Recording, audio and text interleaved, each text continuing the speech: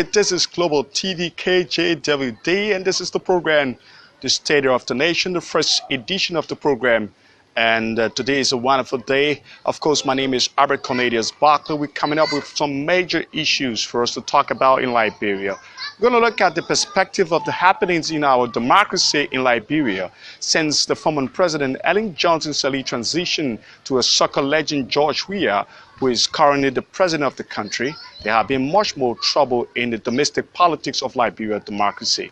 Now we're going to go into the specificity of the matter, looking at Liberia democracy under George Weah. First and foremost, we're going to take into perspective the security of the state. Well, it has been widely known that the security of the state under President Weah is quite more cracky in terms of managing or securing the life of the people. Now, the realistic part about the approach of the security of the state is that the security apparatus is quite more very overprotective about the presidency than protecting the ordinary people. Now, President Weah is normally evolving into a dictator in Liberia. He's not just the kind of president or the liberal president people thought he would have been, and of course, it's based on the basis of the people who surround him, and it borders on the inner cycle of his leadership. Now, there will be much trouble with the security of the state. Now, back in the days when President Weah started the struggle for his political power and his Congress for democratic change, it was widely celebrated by the masses. Now, the masses mean that the majority of the ordinary people supported his bid for the presidency and were consistent in the struggle. Nowadays, the president convoy is being overprotected by huge influx of security men, many of them widely believed to be untrained security people, some of them ex-rebel into the president convoy and mostly intimidating the ordinary Liberian citizen. One prominent scenario was the incident that took place a fortnight ago at just the Catholic Junction area, where there was a congestion of traffic. And of course, the SS security personnel assigned with the president. The president convoy was coming from another direction, and there was a traffic congestion. It was not professional on the part of security men, mostly SS people who were assigned with the president, beating on ordinary Liberians, commercial drivers and private vehicles. Owner was flogged to leave the street, to leave the main road. Now, I think there could be a better way for the security to diffuse the tension with the traffic. The security could have done it in a more amicable manner, not to be over-aggressive and, of course, intimidating and flogging ordinary people. Now, mind you, President Weah, you must be aware that those people that were flogged are the people who sometimes back when you were struggling for political power were the one that gave you the mandate to lead the people. And obviously, the guys was displaying guns. They got down from the disembark, the first pilot car that came. There was huge men with guns, and they got down from the car, disembarked the vehicle, and was intimidating people with guns and flogging people. Is it because of the CDC-led government is getting quite much more unpopular under his leadership? The president has increased his security presence, and their trending of approach to the situation is more unprofessional. This is a very dangerous precedent for democracy. Sometime back, people say they use arms to protect democracy. It's not necessarily the case that George Weah will be using the arm to protect democracy against the ordinary people, the guns, of course. And the security feel more loyal to President Weah than the ordinary people. I think in my mind that the security should be loyal to every Liberian, including the president as well. The president should enjoy a very good leverage of security, likewise the ordinary citizen. But in that case, the ordinary people more vulnerable, and the president is being overprotected by his security apparatus, not protecting the interests of the ordinary people any longer. Then it brings me to the wonder that the president is gradually gravitating into the state of a dictator. Now, it could be an autocratic dictator, a ruthless person who, at the hand of power and is mismanaging the welfare of the people. This is a very embarrassing situation. Now, a lot of Liberians think that this is not the way the president should be proceeding. It is a wrong approach on the part of the president. And this is not a very good start for the CDC-led government. already there are many unfavorable things that characterize the government, from bad governance to corruptibility and other vices that are being exhibited on the part of the government. I think the president, as a popular president who won the overwhelming vote, shouldn't have been, been overprotected. I'm not saying the president should not have a security. I'm saying that the security of the president must be professional in the discharge of the duty, respecting the rights of Liberian citizens where there is a traffic congestion.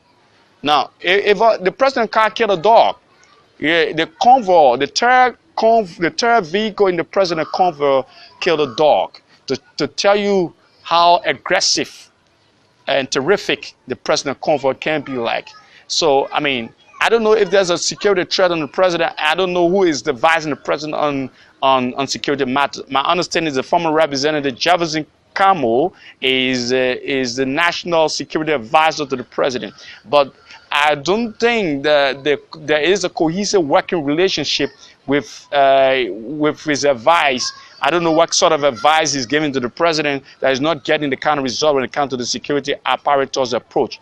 There are indications that more men have been trained. The last time we had a scenario that a security man shot, mistakenly, according to the information we gather, mistakenly shot a deputy minister. And that shows that the security apparatus, the more people who are being recruited into the security apparatus are not properly being trained. And you can give people who do not have the mental intelligence guns, not just the physical or not just your morphology, your bodily posture. You should have some leverage of intelligence. Before you train somebody into the security force, you must have some leverage of intelligence. And that is lacking on the part of most of the guys in our security apparatus. They're just looking for people who have the physical strength and not looking for people who are mentally awake. And when you got people who are physically strong and don't have the intelligence, they are on the verge of creating a chaotic situation for the country, and it might just embarrass the president. So that Jefferson Camo needs to advise the president how the security should operate, and they need to recruit the kind of professional people into the security apparatus, people who are professionally trained and intelligently built, so that they can be able to protect the sanity of the country and protect the sense of democracy. Now, you can't be overprotective. Now, the security people is for the Liberian people. The security people is for the president. It's for every Liberian citizen, because you have your right via the Constitution of the Republic of Liberia. That's where the president took the oath of office, to protect the citizenry. And he himself must enjoy the same leverage. The president is not master of the people's destiny. The president is a servant to the people. So you don't see the president as somebody who is a saint. He cannot make mistake. Or you should just play. Though we had a scenario when the late Samuel Doe was falling, he had a lot of kinsmen into the army, and the army turned out to be the ordinary people call the army Doe soldier, and because the soldier, the SATU, which was the special anti-terrorist unit, was only loyal. The SATU, alongside the AFL, was only loyal to protecting President Samuel Doe was during the days of the war. And so the armed forces were being perceived as those soldiers, not protecting the ordinary people, but protecting only the status quo or those or the president and his family. So if President Weah is trying that route, and that's the route he's trying, the wrong route of being overprotective and don't have time for the ordinary people. Who told you that those people who were in the president convoy never voted? Some of them was your partisan that was flogged. It was disappointing. I was much more flabbergasted to see a display of ruthless approach on the part of security personnel. No professional security apparatus will address a situation where there is a scenario of a traffic congestion in a formal manner that they exhibited the leverage of performance. It was very, very disappointing. And Jefferson Camo got to do a lot of work. We're in a very terrible situation in the country. As you're quite aware, there are a lot of indications and signs of protest. The government have not been able to exercise responsibility on many issues that it should be exercising control over. The president have gotten an inner cycle of people who are around him and not giving him the right kind of advice. And at the end of it, it might just be very, very catastrophic for every Liberian, because Right now, as we speak, the country is on the time bomb. Anybody can say anything, and the government become overreactive. The government is not proactive. The government is not proactive, and they don't have the ability to find a remedy to the problem. They over-exacerbate the problem instead of finding a remedy to the problem. This is a serious problem with the CDC government, and just a scenario of what I'm just trying to intimate about the security situation is a shaky situation in our country. The ordinary people have not been protected. They don't feel secure on a personal way because of the laissez-faire approach on the part of the security apparatus. At one end, the overprotective part of the presidency, there are a group of security people who ought to focus the concentration just at protecting the president, keeping the ordinary people vulnerable. I don't know. Well, I tried to do much more research to tell you the security budget and how much money is being infused into the budget for the security apparatus for people who have been paid with taxpayer money to protect the Liberian people and the president. This is the culture that I've involved, and I just mentioned, tried to give you a historical retrospective look at the Samuel Doe scenario. When Doe was about to fall as a president, he had his kingsmen in the army, and of course, George Weah had a lot of seditions being recruited into the security apparatus, and there's a group of seditions called the Sabo unit. They're not trained properly. They'll be recruited into the security apparatus, given the uniform with the Liberian flag on it, and they are the one that are creating a lot of problem for the government. This is a troubling thing. It's psychological, and it may not mean well for the government.